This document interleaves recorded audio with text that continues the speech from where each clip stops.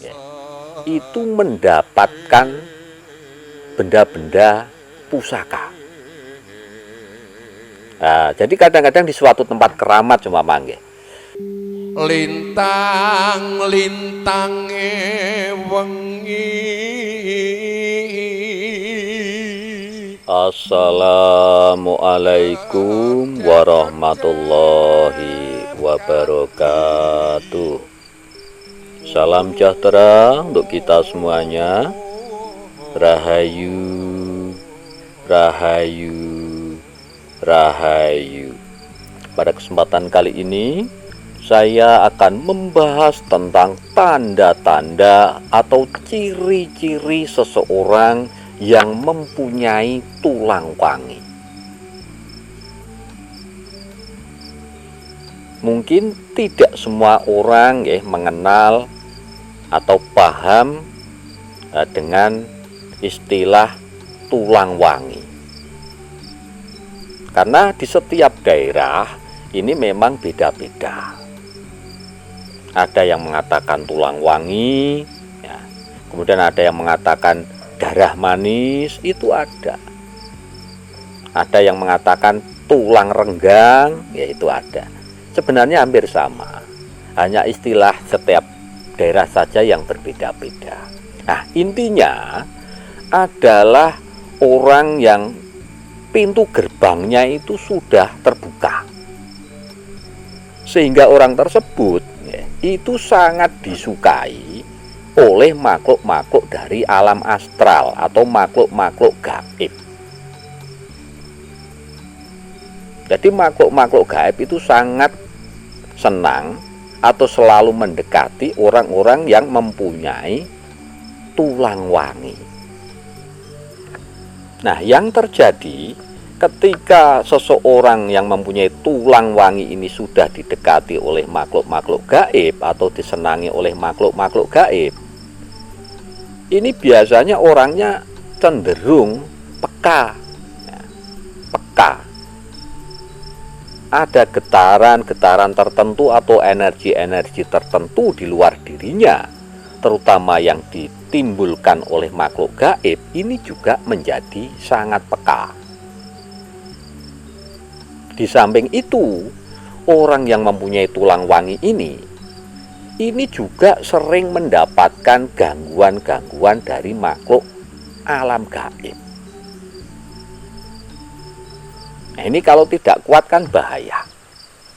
Karena makhluk alam gaib itu energinya juga beda-beda, tingkatannya juga berbeda-beda.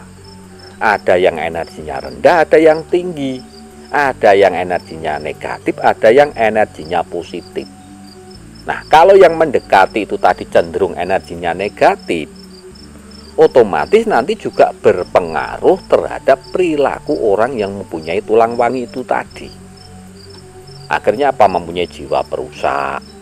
Nah, orangnya kadang malas-malasan, cenderung cemas, cenderung takut. Ini energi-energi yang ditimbulkan makhluk alam gaib yang energinya negatif.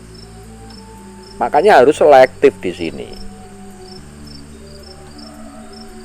Maka disarankan kalau orang mempunyai tulang wangi, ini kalau bisa ada pembimbingnya, sehingga nanti bisa kontrol.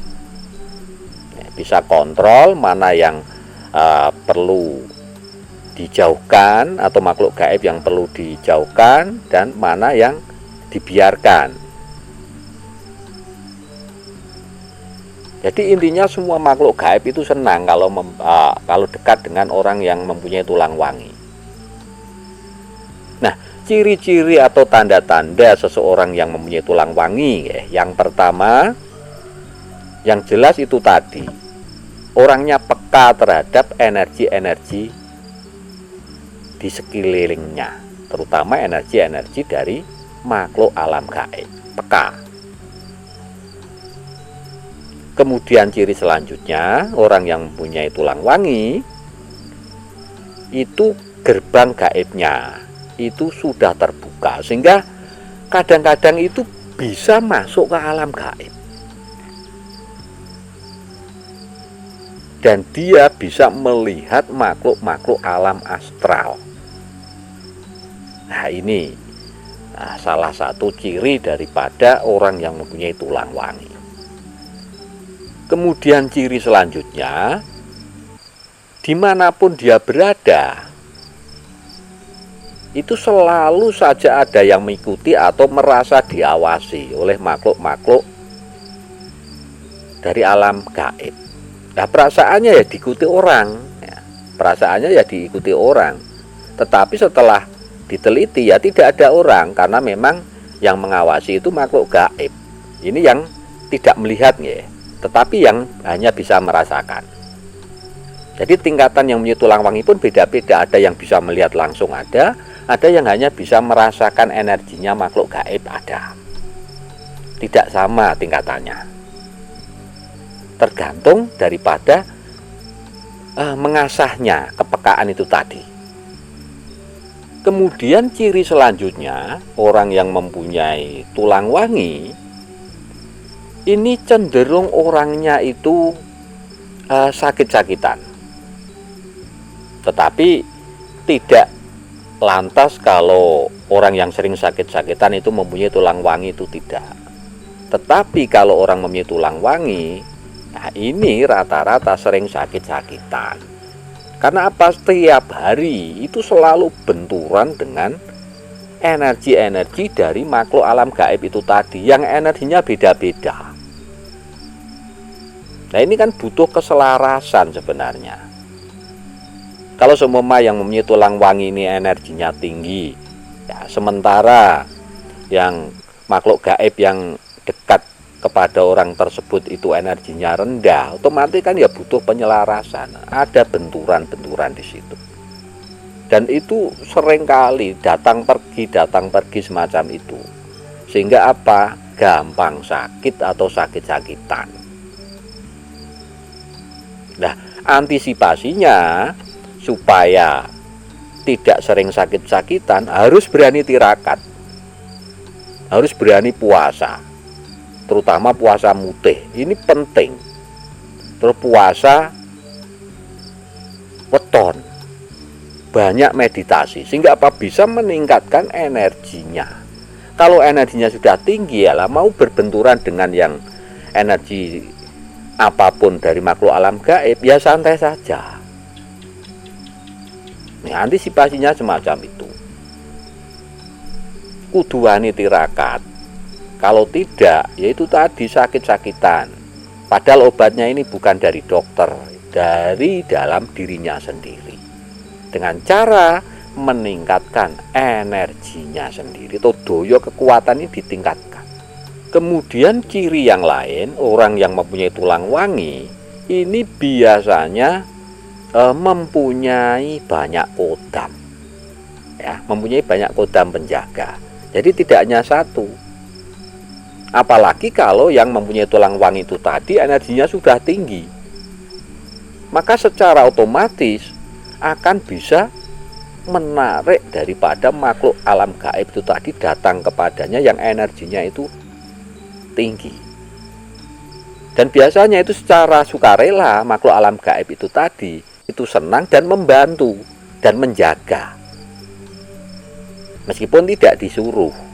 Ya, itu kelebihannya di situ. Jadi mempunyai banyak kodam penjaga biasa.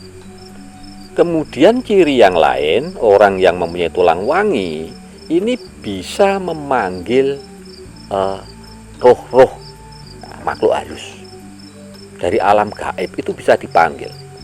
Seumpama ada kodam penjaga dari suatu benda pusaka, itu juga bisa dipanggil. Ya, untuk keperluan tertentu itu bisa. Nah, ini salah satu kelebihannya orang yang mempunyai tulang wangi. Kemudian ciri yang lain, orang yang mempunyai tulang wangi ini seringkali ya, itu mendapatkan benda-benda pusaka. Nah, jadi kadang-kadang di suatu tempat keramat cuma manggil,